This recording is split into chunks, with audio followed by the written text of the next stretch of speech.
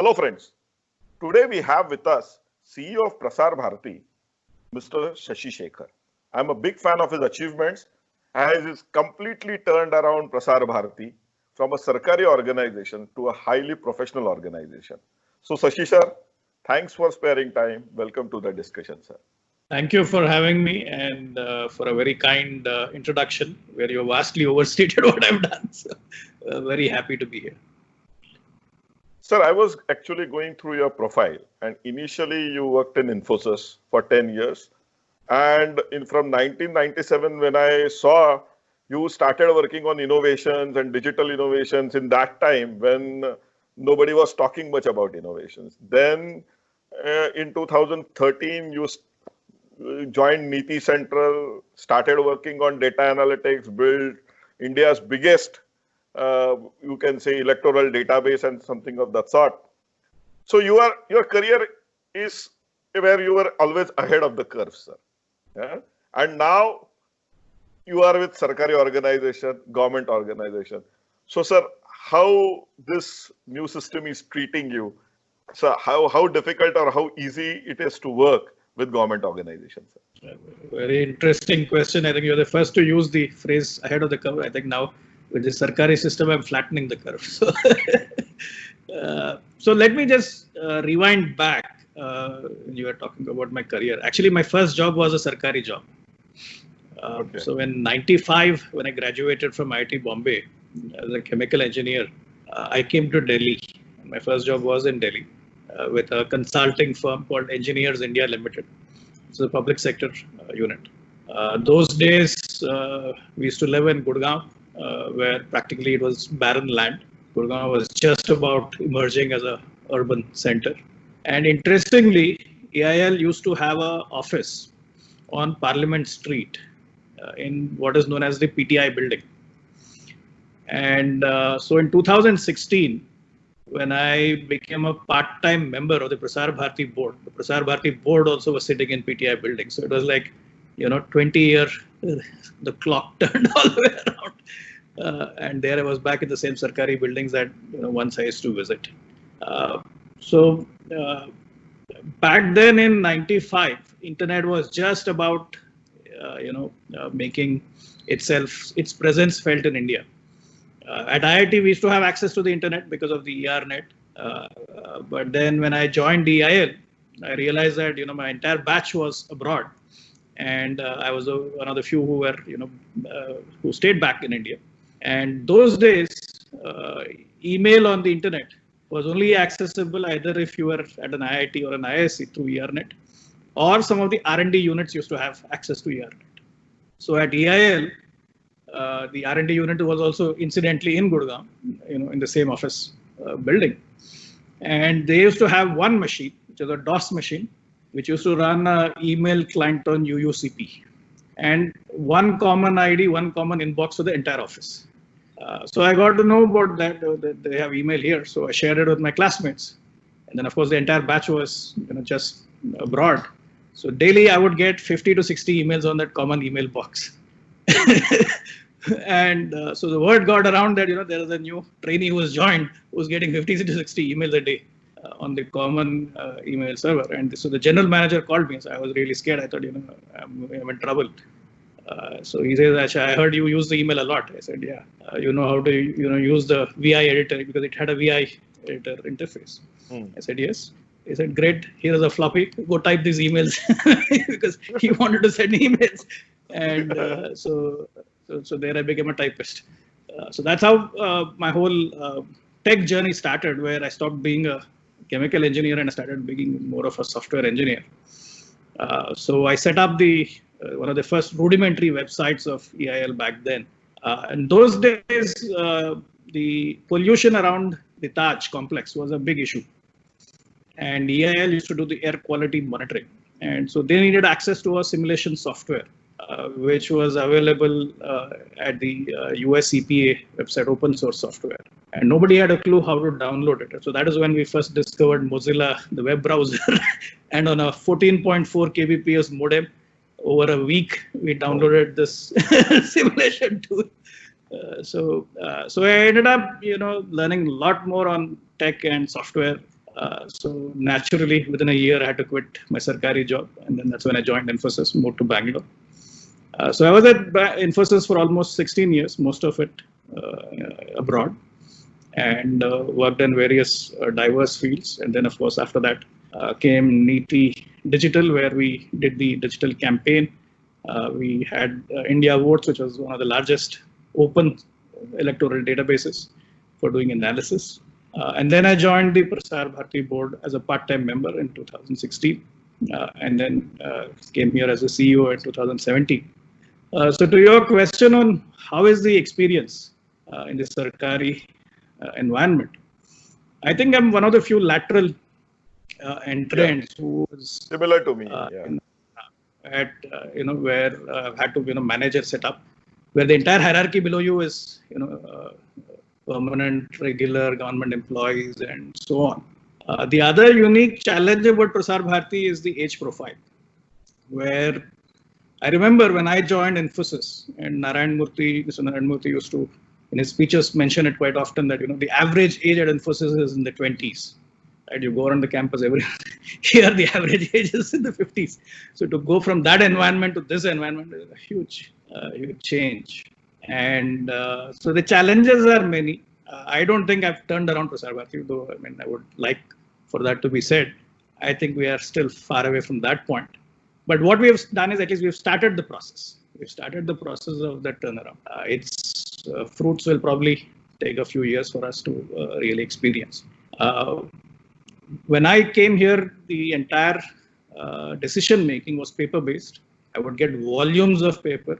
At my entire career in Infosys, I don't recall ever having signed my name on any piece of paper. And here, in a day, I was doing like 40, 50 times. So that itself was a big shift. So one of the first things that we started was that, Prasar Bharati needed a modern IT setup. It needed a enterprise IT environment. So we got going on that. And thankfully, because we were able to do that and have a whole e-office system in place, that when the COVID-19 lockdown hit us, we were at least in a state where we could operate no matter where we were. I could do files sitting in the car. I could do files sitting at home, in the airport, wherever, because at least we had moved to a web-based decision-making system. And so that made a big difference. So it's work in progress. And, we have created a digital footprint, which is slowly, beginning to pay off. So the turnaround has begun, but it will take us a few years to get. Very interesting, sir. So, sir, basically, as Chief Innovation Officer, I focus when I speak to leaders like you, on innovation, technology innovation, process innovation. So, sir, after you joined, because you have worked in, as I said, really cutting edge technologies or areas. So what kind of innovations you got into Prasar Bharati which were not there before? Great question. So one of the innovations, let me use some simple ones which everyone can relate to before I get into the the more complex ones. Prasar Bharati is both Doordarshan and All India Radio. Doordarshan is television, All India Radio is Akashvani is all radio. And radio, very limited scope for innovation that way. Right. However, what we found was that radio was a unique strength for us. Because unlike TV, which is a very crowded space, in radio, we are the only player in several markets and in several medium. While FM has been opened up to private players, we are still the only player as far as medium wave is concerned. We are only the players as far as satellite radio is concerned and so on. But it's a very complex network, 400 plus stations, several languages, very complex. So one of the things that, one of the challenges that we face is that, let me take the case of commercial sports, right? The sports rights on television have been grabbed by all the private players at enormous amounts, IPL and ICC World Cup and so on. However, on the radio side, because we are the only player who is allowed to carry live sports, we have an advantage. So what we thought was, how do we take advantage of this unique opportunity that we have on radio? So what we did is historically you only heard radio commentary. So we said, what if we stick a camera into the radio studio and do a simulcast of the commentary while the match is going on. So during the ICC World Cup, we had three streams. We had the traditional audio stream of radio commentary. Then we had a digital stream of radio commentary where the live score would also be updated on YouTube. And we had a third stream which had a camera stuck into the studio. So you could see the commentators while they give the match commentary. And a small window where a sign language interpreter would interpret the commentary. So for the first time, the ICC World Cup was made accessible through sign language interpretation with the simulcast, where you could also see the commentators and then, of course, listen to the commentary. So this is one content innovation, new format that we had experimented. So that's one example of an innovation. The second example that I want to share, again, which takes radio to the digital world, is our app called News on Air. Now, the challenge with radio is that unless you're physically present in the footprint area, geographical area, where the service is accessible, there's no way for you to know what is on air, right? And we have a network where we have hundreds of services, hundreds of languages and services. So what we did is that we said, what if we put every one of these services digitally on this app? So it's the only app in the world which has more than 200 radio live streams. So you can listen to practically every radio station anywhere in India on this app. And you can choose the language and so on. So this has become a huge hit because now it has created a sort of bonding for a lot of people who may be, migrants working abroad, working anywhere, who want to, recall their hometown days. And today they can actually do that by, through this app, picking the station that they want to listen to. So News on Air is another, interesting example of an innovation. So these are two things that have happened, during my tenure. But one innovation which, of course, has its roots a few decades, not few decades, about a decade ago, but which has actually made a difference right now during COVID, is the DD Free Dish DTH platform. Because it is the only DTH platform operated by a broadcaster in the world, which is free to air, open. So you can buy any standard open set-top box, and you can get these signals. You don't have to pay any monthly subscription, nothing. And because it has a install base of nearly 3.5 crore households, during COVID, when schools are closed, many people don't have access to internet or have exclusive access to a PC or a desktop at home. To be able to get tele-education, mass education going is possible in India today only because of DD Free Dish.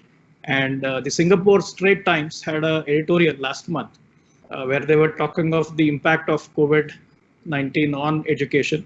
And it gave the example of two countries which have actually ensured that the school year is not wasted by leveraging the power of mass media, Thailand and India, in the context of DD Free Dish. So I think these are some few innovations that have made a difference over the last couple of years. But sir, when you talk about DD Free Dish, there are a large number of channels which are widely viewed, are not there on that dish, sir. Although the viewership of DD Free Dish is very high. So whether Prasar Bharati is taking any efforts to ensure that some of the commercial channels are also available on DD Free Dish? See, the model of, because it's a public platform, and there's a requirement to, keep the platform, placement of channels on the platform through an open, transparent process. Today, it happens through an e-auction. So unless a channel participates in the e-auction, there's no way I can, ensure that, it is available on the platform. However, many of the Hindi GEC channels are available. The popular Hindi news channels are available. In fact, many times people say that, the public broadcaster is a mouthpiece of the government. And to them, I have this to say that you would show me one public broadcaster anywhere in the world who carries a platform and gives space to 20 of its competitors who give a whole diversity of opinion. We do that. Nobody else does that. So it's a wrong notion. And I think Free Dish, the diversity of content, of course, there can be far more diversity because we only have a fraction of the 900 odd channels. But again, it's a question of capacity, satellite capacity. We are hopeful that ISRO will, give us more capacity soon when their new satellite is launched. And so we'll have more slots, and of course, we can expand the footprint of British. There is a lot of opportunity in artificial intelligence, machine learning, data analytics, sir.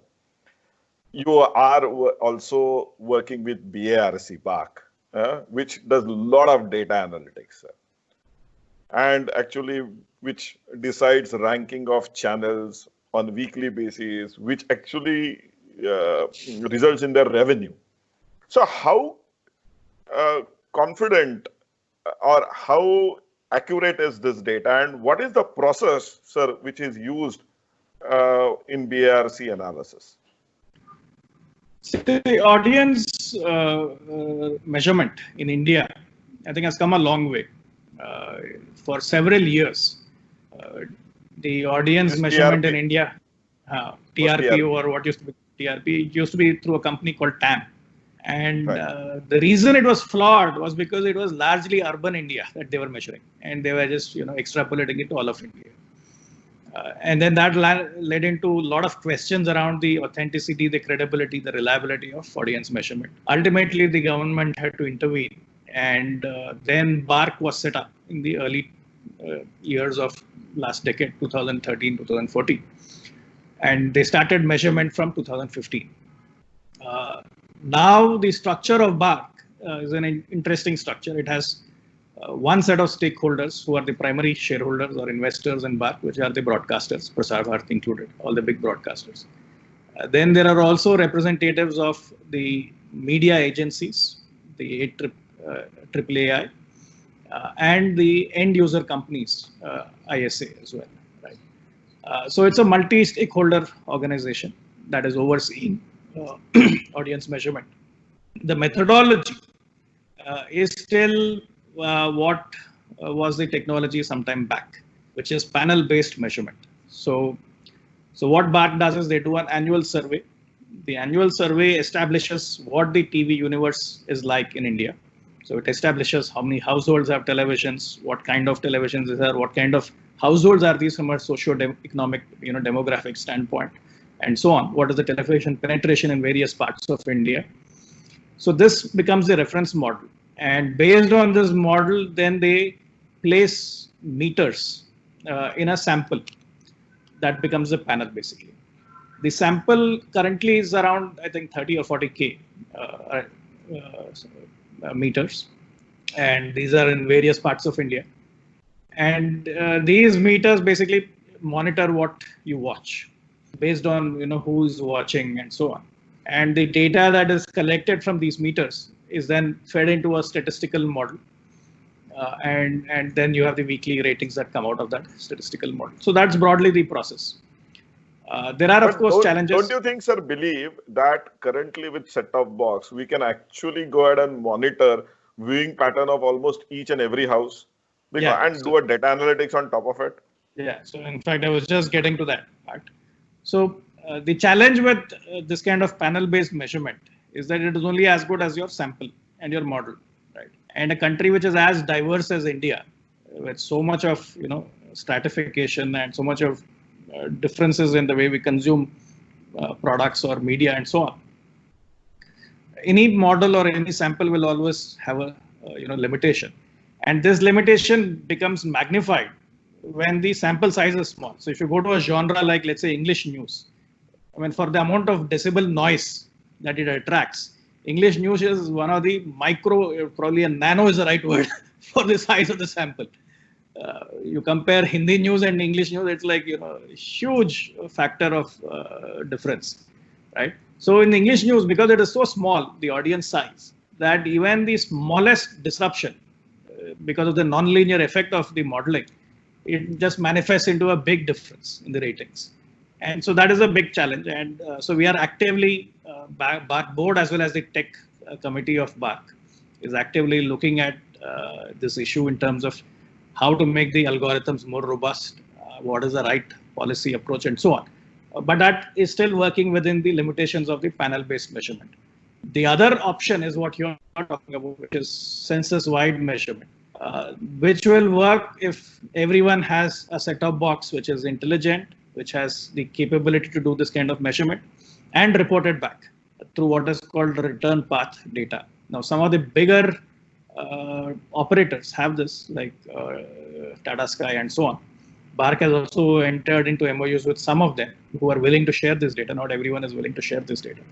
But then whether it will be an invasion on privacy also, sir? Absolutely. So there are all these things, right? One aspect is the individual privacy, right? Why should the, BARC know what I'm watching, kind of at a personal level? Second is strategic or business wise, right? Why should the operator share this data? The third is, the cost of it. What is the cost to the consumer? Because ultimately, if these set-top boxes are, more intelligent, they're going to be more expensive and so on.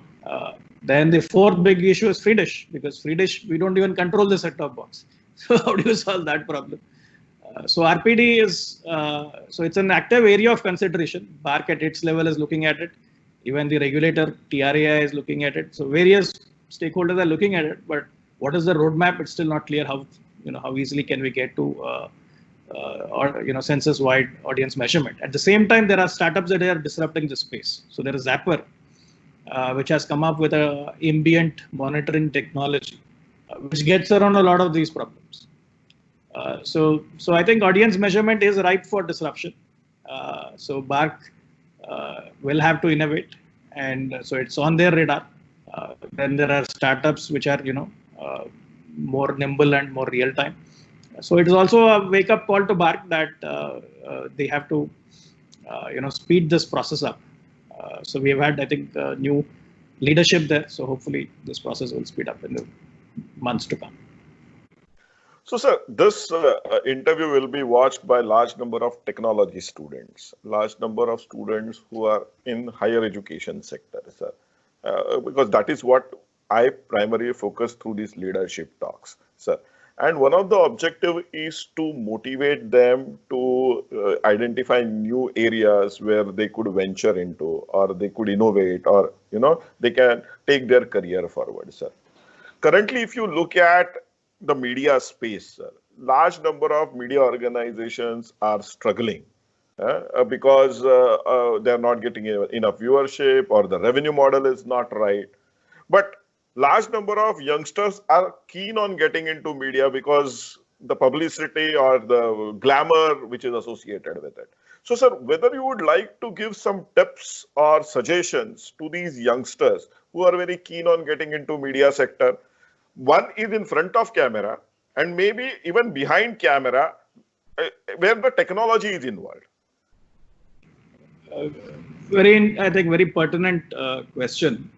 Media as a space to build a career is very attractive, and I think India is unique, right? That we are the only billion people country in this planet which has creative freedom. The other billion people country cannot claim that, and we have the bragging rights at least on that. So a career in media is a stepping stone for a lot of people to express themselves creatively and make an impact. However, the media industry has gone through significant change thanks to the disruption of the internet, and traditional media business models are being disrupted as we speak. Every week, every day. So a career in media is not exactly what it used to be in the past. And so if you're a youngster who is aspiring for a future in the media space, I think the key thing is you have to be prepared. You have to prepare yourself for creative disruption right from day one, because nothing that you see today is a given and may not even exist a decade from now. A decade back, who thought YouTube would be so important? Right? I mean, I was just looking at my own videos of my kids in the early 2000s and realized that was on a regular camera, digital camera, and not on a camera phone. And that only happened subsequently in the late 2000s. So the pace of disruption is so huge, I mean, so fast, that so you have to be prepared for that disruption. And the only way that can happen is you have to use social media creatively, create a personal brand around yourself. So no matter whether you're an intern starting off, or whether you're an anchor, whether you're an RJ, whoever you are, I think in the media space, if you are looking at a long-term career, then it's very important to have a personal brand, and you have to be innovative. The line between technology and creativity is blurred. So it's not enough to say that I'm good at speaking, at presenting. No, you have to be savvy with technology. You have to know tools. You have to know mobile journalism. Gone are the days when four guys would go to a shoot. Now you can do it on your own with a mobile phone. You can edit it. You can probably make an entire video out of it. I think Abhay is a great example using this, right? So we are seeing this, happening across the world, where mobile journalism has disrupted the way documentaries are made, the way news is being reported, and so on. So you have to be hands-on with tools. You have to be hands-on with technology. You have to be very savvy with social media, because social media is a great brand amplifier. It can get your message across, and you get noticed by influencers. That also improves your personal brand. So if you're looking at a long-term career in media, I think all these elements are important. That you have to be innovative, you have to be creative, you have to be psychologically prepared for the constant disruption, because companies will get disrupted, jobs will not be the way they were always, and you will have to be more effective at how you use the gig economy, do freelancing, and so on, and be very savvy with technology and tools. Sir, you rightly said that we need to evolve, we need to innovate, sir. As you are aware that Prime Minister, our Honorable Prime Minister is talking about startups. He's talking about $5 trillion economy, where innovation and entrepreneurship is going to be a very important tool. And we hope, and India is now emerging as world's third startup nation, sir. So, sir, if youngsters have startups, then how they can engage with Prasar Bharati? And as Prasar Bharati, whether you have any policy of engaging with startups, and if, in which area? Let me take each of these aspects, right? First is, what is the startup opportunity in this space itself? I think there's huge startup opportunity in this space, for the simple reason that today there is hardly any native technology in broadcasting. Practically everything that we use in broadcasting is imported, and it's a very sorry state of affairs. So we have no choice but to innovate and develop the broadcast technology ecosystem in India. So Atmanirbhar Bharat should start from here. And I've been hammering this since 2017 in every public forum that we need Make in India for broadcasting. We are far too dependent on imports. So that's straight away an opportunity area for the broader broadcasting sector. More specifically for the public broadcaster. See, the public broadcaster is the only customer for a whole range of services and products, because the other private broadcasters are not into that, which is terrestrial broadcasting. So transmitters and a whole lot of gamut of things which are related to terrestrial broadcasting. Then we also do huge amount of live coverages, which again the private sector doesn't do on the scale that we do. Like you take a Republic Day parade, that's like 50 cameras live for several hours. So complex coverages of that nature. So there are a lot of unique things that the public broadcaster does, and these are also again an opportunity area for startups to develop technology in India and build a whole ecosystem there. And then of course the new age technologies, be it digital, be it artificial intelligence. I see a lot of scope for AI algorithms that the public broadcaster can benefit from. One simple problem for us is the number of languages. The diversity of India is so vast. All India Radio broadcasts in almost more than 100 languages and dialects. And so any AI-based tools that can allow us to amplify content once created in hundreds of languages and dialects, that would be a huge force multiplier for us. Similarly, our archives are a living memory of India's history, not just modern India from independence, but even pre-independent India. So to be able to mine these archives and draw content out, and make it available again is another AI opportunity. Some of the historical recordings that we have are the Constituent Assembly debates, every Independence Day speech ever delivered, the first radio broadcast from Chennai by Dr. Rajagopalachari, and so on. So a lot of interesting, and then of course the biggest treasure house of Indian classical music, right? Every legend who's ever sung in Indian classical, their recordings are on India Radio. Right. And so a lot of history in these archives. Again, AI tools that can mine these archives are a great opportunity area. And then the one big future technology that we are all hoping would take off is direct to mobile broadcasting. Today, you can listen to FM radio on your smartphones. What if you could receive your IPL finals through the broadcast frequencies on your smartphone?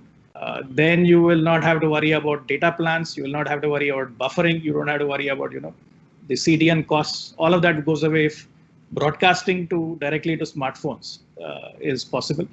So that's another area where we are actively engaging. We have an MOU with IIT Kanpur. We are working with startups like Sankhya Labs out of Bangalore and so on. So this is a area that we think has potential in the future. So anyone who's working in this space, we'd be happy to collaborate with them. Unfortunately, the culture historically has been such that it is a very closed environment, very inward looking. So we're trying to break that mindset. So we've become more open. So the MOU with IIT Kanpur was the first step. This collaboration with various startups is the second step. Hopefully we'll get to a point. I know we did the hackathon a couple of years back. Hopefully we'll open up our environment and there's a more structured way of collaborating and engaging with startups. Okay, sir. So let's close down on this note, sir. Thanks for talking to us. Thanks for sparing time. We sincerely appreciate, sir. Thank you. Also, friends, I have done more than 30 leadership talk. Please see them on my Twitter handle, Abhay Jere. Please like, share, and subscribe. Thank you. Thank you very much.